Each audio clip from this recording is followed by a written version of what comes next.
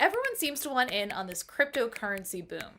Bitcoin topped $58,000 for the first time ever in February 2021. Bitcoin spiking as we learned just moments ago that Tesla bought $1.5 billion of the cryptocurrency. Bitcoin crossing 50,000 for the first time ever. It's not going to be a straight line, Judge, but it's going to 100,000, I think, in 2021. The more people that own and use it and then begin to transact on it, the more valuable the Bitcoin is itself. Ether, the world's second biggest cryptocurrency, has also been hitting new record highs this year. And even the price of Dogecoin, a cryptocurrency invented as a joke that doesn't have the same serious function and institutional backing as something like Bitcoin, surged more than 50% after an Elon Musk tweet. While it's easier than ever to buy a small fraction of one Bitcoin using, for example, an app like Coinbase, that's not the only way to get your hands on crypto cash. You can also mine for it. Before the pandemic took hold in the US, we went to a blockchain production studio in Brooklyn to learn how to mine for Bitcoin's biggest rival, Ether. Here's how it works and how much it costs. Digital mining is kind of like real-life mining, except that instead of shovels and dynamite, it's accomplished with software and computers. A miner is essentially just running a computer program that solves a complex math problem. Solving that math problem is how crypto transactions are verified, so that money correctly moves from A to B.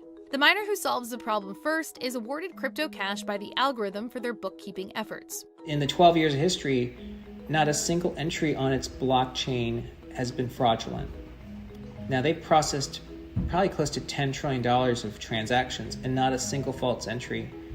In that same 12-year period of time, what percent of banking system activity was false? It's probably close to 7 or 8%. To achieve that kind of security while being completely permissionless, anyone can actually transact on this. I mean, that's a pretty incredible feat. Can you explain to me what we're looking at right now? So this is an Ethereum mining rig, and this is just like any other computer that you would build on your own, only instead of having an actual case that all the components live in, it's in an open area like this. And you need to do this because when the GPUs are running, they get really hot, and it's important to have like a lot of air circulation. Lee learned how to mine watching YouTube videos.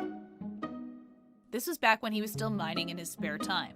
And so the main components here, this is your power supply, this is your motherboard. This is what wires up all the logic on the computer. You need to have an operating system running on your motherboard. So this is an SSD isolated hard drive, and I have a specific operating system called FOS installed on this. This is an NVIDIA GeForce GTX 1080 GPU.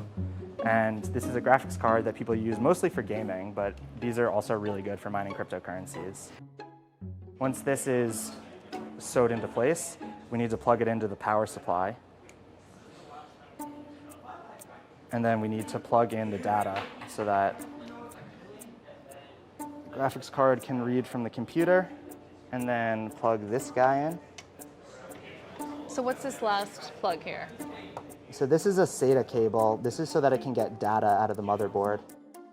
So once it's all wired up like that, this is ready to go. We can just turn it on and we'll start mining. You just turned a computer into a rig, a mining rig. Yes. All in, this rig costs roughly $1,400 because of the parts that you see here. The only other thing left to do, create a wallet. A wallet is a digital address for crypto cash. Ah! And then how long does it take for it to actually start mining? This should just automatically start, connect to the network, and knows your address. You'll see it start going in a couple minutes. When the rig is mining, what it's actually doing is running what's called a hashing algorithm.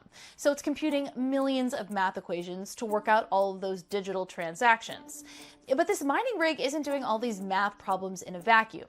It's actually competing against miners all over the planet to be the first person to verify a block of transactions. Someone wins this race roughly once every 13 seconds, and whoever wins is awarded 2 Ether.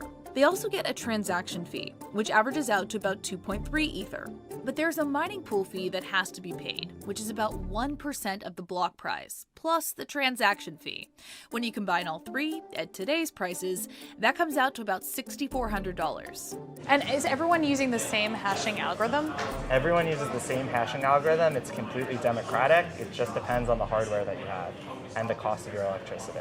So the only advantage you would have is if your GPU runs faster than someone else's, the or only advantage your you would electricity is cheaper. Yeah, there's no way to shortcut it. This rig, with only one graphics card, can run roughly 27 million math equations every second. That sounds like a lot, right? But on Ethereum's network right now, there's 400 trillion math operations happening every second. So Lee's rig in Brooklyn accounts for around 1/15 millionth of the entire Ethereum network. That's why people join something called a mining pool. A pool lets a single miner combine their hashing power with thousands of other miners all over the world. They could be in Afghanistan, they could be in Dubai, they could be in Europe or South America. You're all sharing your resources together, and it doesn't matter where you're physically located. So you are working together with these people to compete to solve a block faster than anybody else.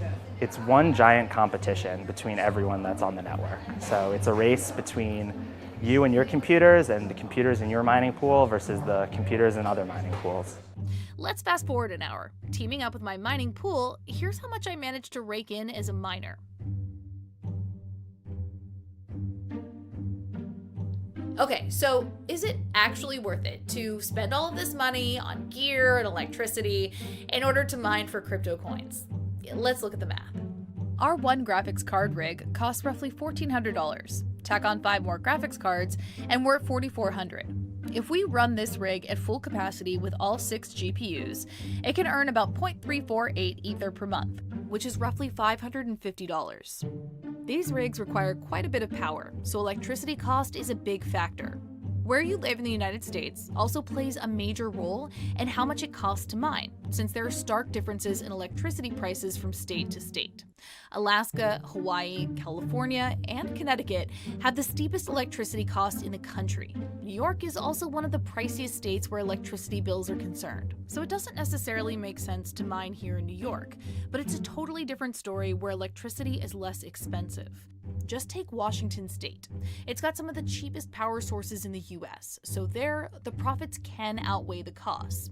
Outside the US, the prices drop even lower. A study released in 2018 by Elite Fixtures showed that countries like Egypt and Kuwait are among the places where it is least expensive to mine for Bitcoin.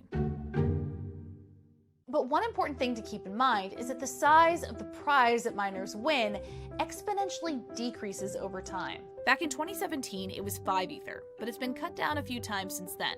Rewards are now 2 Ether, but again, you get a transaction fee for each completed block, and those fees, something they call gas prices, keep going up. So there's definitely still money in mining for Ethereum. And unlike Bitcoin, there is no cap on the total number of Ether coins you can mine. The supply is endless.